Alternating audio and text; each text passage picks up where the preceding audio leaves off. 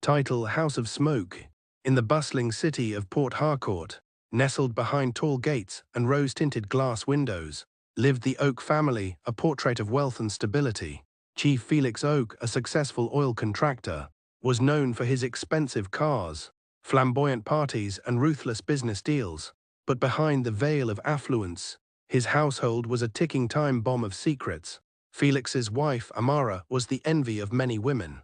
Beautiful, poised, and always dressed in the finest ankara and lace, she portrayed the perfect wife in public. But at night, while her husband traveled to Abuja or Dubai for business, Amara's phone buzzed with secret messages.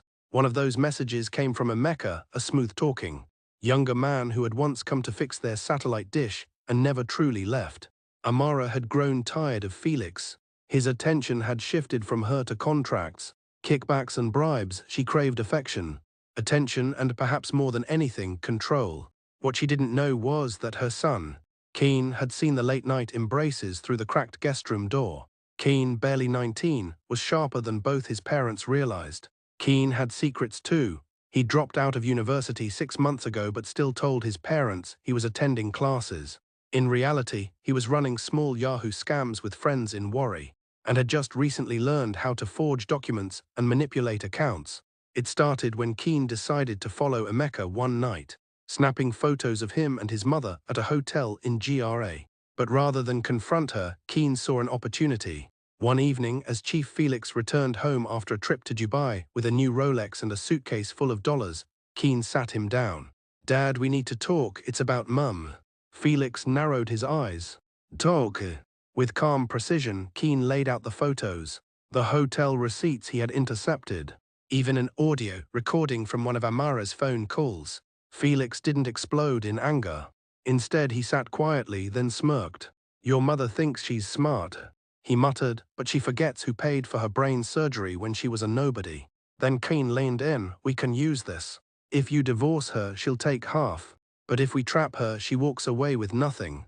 Chief Felix saw in his son something he never expected: himself. Together, father and son crafted a plan. Keane hacked into Amara's phone, forging messages between her and Emeka, making it seem like they were plotting to poison Felix and run off with his money. Meanwhile, Felix moved assets out of joint accounts and prepared for a court battle. But Amara wasn't a fool. She'd suspected someone was watching her, and one day, while Keane was asleep, she found a backup phone in his room. What she saw made her heart freeze, her own messages twisted, financial records faked, even a drafted court petition with her name already disgraced. That night, she fled the house and disappeared. 3 months later, Felix found himself arrested by EFCC officials.